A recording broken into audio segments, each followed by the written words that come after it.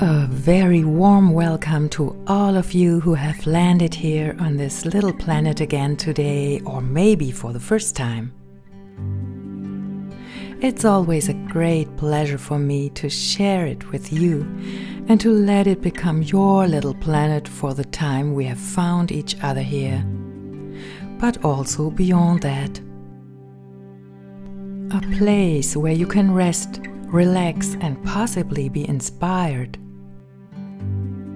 and to which you can return from time to time.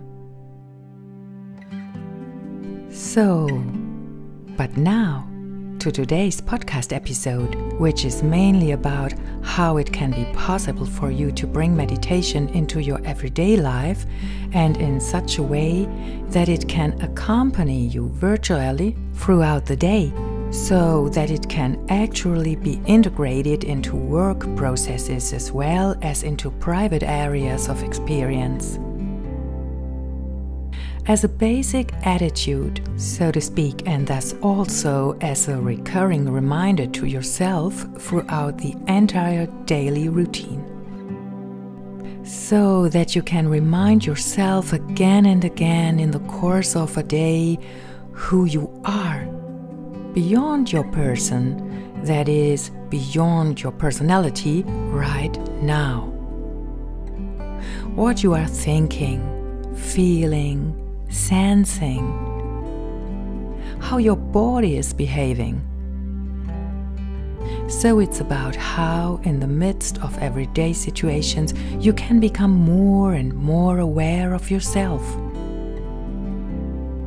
Because if this happens, then it will be easier and easier for you to perceive other people around you more and more consciously, or to experience work processes and, of course, also interpersonal relationships more clearly and less tense. Meditating regularly can actually be a great help here. I often hear from people who participate in my meditation groups that it's possible for them to become quiet for a certain time once a day, and that they're thus able to turn consciously to themselves on a regular basis. But I also hear very often that the times between this practice and the so-called everyday life are perceived as two different times that seem to be separate from each other. In other words, on the one hand, there's the time for meditation, and then there is the time in which that takes place, which is often described as everyday life. This always means all those times in which, for example, work is done or leisure activities take place, times when we meet friends, take the kids to soccer games, or take care of the household or the garden. And it's precisely during these times that we often have the feeling that we are not really aware of ourselves, that we are more or less functioning habitually. Now we could say, well, that's just the way it is. You can't always sit on the meditation cushion. That's probably true, but ultimately it's not even necessary. In meditation times, we have the opportunity to perceive our momentary state of being very clearly. And of course, there's no question that all the things that sometimes come at us during the time we are not sitting on the meditation cushion often seem to be far away from a meditative, in example, conscious state. All the, I would like to call it, impressions, which storm on us, all the unplanned, unpredictable. Yes, maybe sometimes everything else than desirable, but also the everyday routine.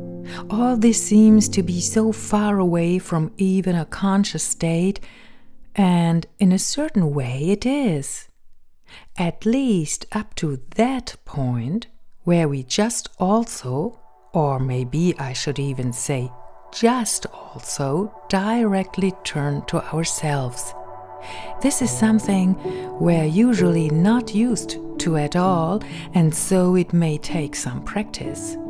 And exactly here I would like to start today and give you small, I call them here short meditations to the hand, which can be something like memory aids for you, which can bring you to yourself over and over again in everything you're doing.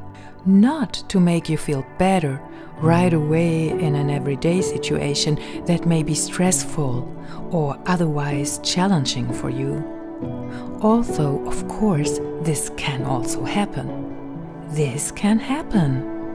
But it's much more about the fact that you can clearly and noticeably feel yourself in such moments. And this always as exactly the person who you are in this moment. I have several short exercises for myself spread over a whole day, and 3 of them I would like to share with you today. They can all be done in just a few minutes and are very easy to do. Some even go completely unnoticed by those around you. And here's the first one. Let's call it the mudra technique. Maybe you already know mudras, these very special finger and hand postures from yoga or also from traditional Indian dances. I don't want to delve too deeply into the subject of mudras, so perhaps I'll just say this here today. Mudras, that's certain finger or hand gestures, work on the body level just as they also address areas of your brain. There are several possible translations for the word mudra, but for today and for our exercise, the translation, the seal, fits quite well, because the finger posture that we are about to do together, we can seal something with ourselves again and again. Because again and again, when we take this finger position, we seal a moment in which we are completely with ourselves and in which it's only a matter of feeling and noticing what shows itself to us in and around us in this one short moment. The mudra goes like this. Let's put, no matter on which hand, the thumb, the index finger, and the middle finger together, without any pressure and very gently. If you like, you can also do it with both hands, if that feels more coherent to you. This mudra even has its own name, and it's called Kubera mudra. So we put the 3 fingers, the thumb, the index finger and the middle finger together, and inhale very gently and deeply through the nose. And when exhale happens, let the breath escape through the slightly open mouth. And again in a moment. Inhale and exhale, and feel into the 3 fingers that are lying together there. Now, and if you want to incorporate this into your day as a little exercise, do it like this.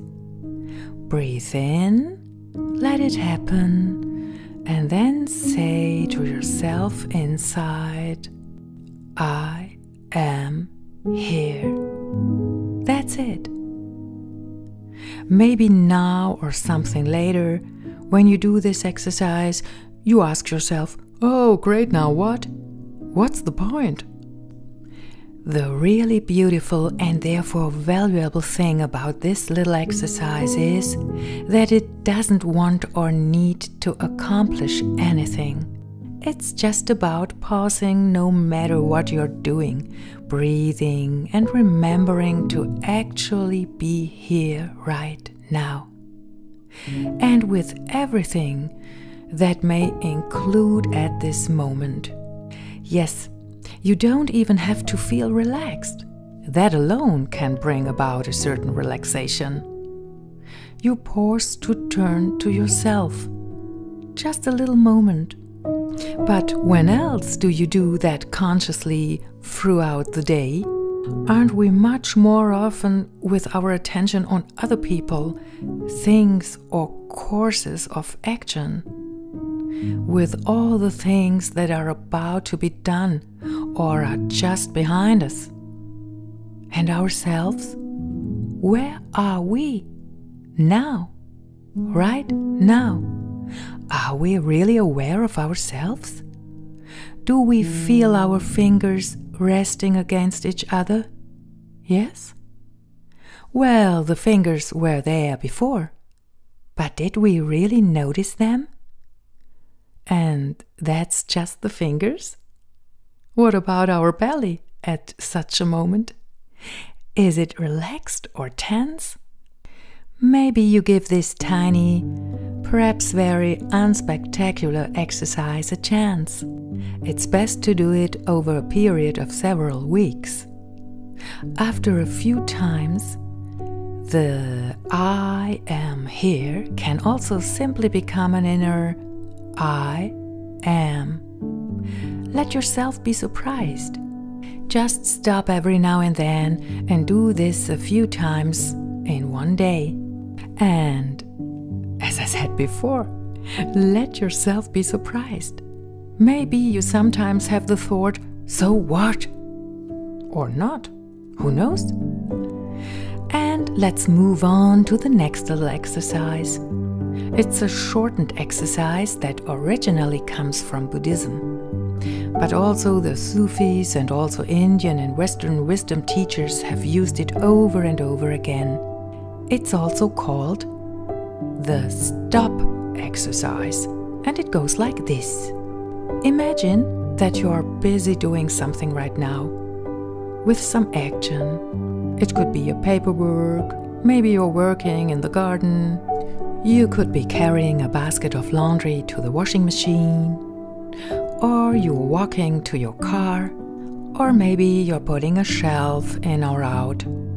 So no matter what action you are engaged in, and hopefully it goes without saying that these are actions that don't involve other human being at the moment, like driving a car.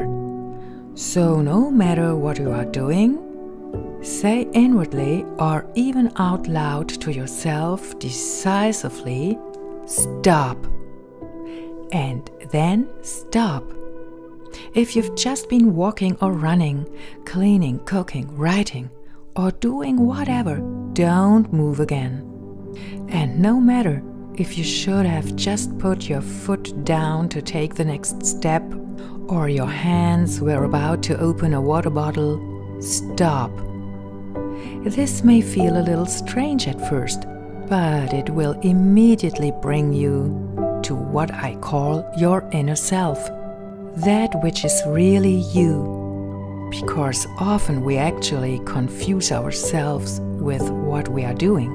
When your body remains in this stop posture, you are no longer distracted and can turn to your inner state of being.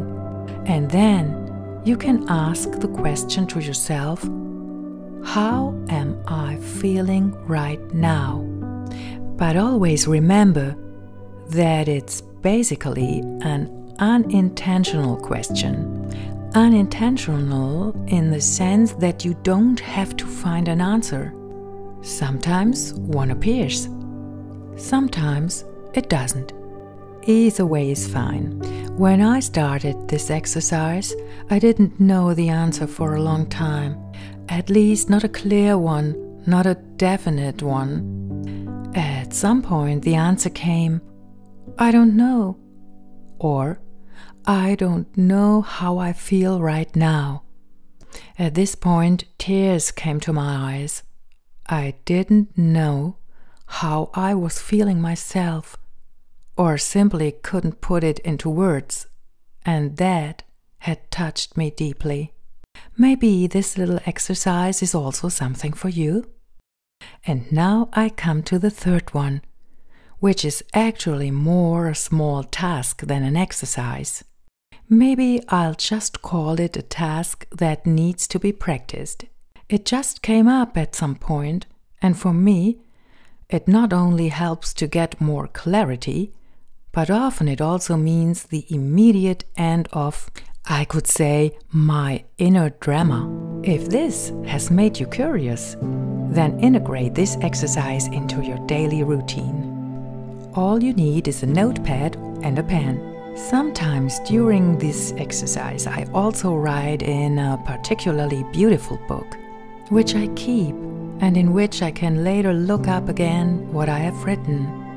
So, I call this exercise now simply times moaning and sounding. I just haven't thought of another name for it yet, but I find it basically quite coherent, and besides, it's not without a certain humor. Well, and meditation so completely without humor can be felt fast as nevertheless quite strenuous. But now back to the small task, which can also train us in self-observation. Every day, just be very, very alert and always immediately notice if you complain about something or someone. And then immediately make a short note. For example, I think it's just too stupid that I always don't have enough time for the things I want to do. You could also put a pencil mark on the paper for each complaint, and directly after that you breathe in deeply but very gently through your nose, and when breathing out wants to happen, then you open your mouth and consciously fall into a moan to which you also give a sound. Let the moan and also the sound that wants to come happen as uncontrollably as possible. You will be surprised what sounds sometimes come out of you. Yes, these are the free short meditations that I can warmly recommend to you for your so-called everyday life. It may be that one or the other exercise seems strange to you from time to time or leaves you perplexed. That's great, because then you can become aware of the fact that the mind inside you is stirring and wants to intervene in a controlling way. Let it be. You could then look at this phenomenon like a small child at the supermarket checkout in front of the candy shelf. All it takes for these little meditative short techniques is just your basic openness to engage with them. And now it's time for me to say goodbye to you for today. If you want, feel free to land here again soon. Here on the small planet, which, as always, can be your small planet too. Feel hugged and maybe already see you soon.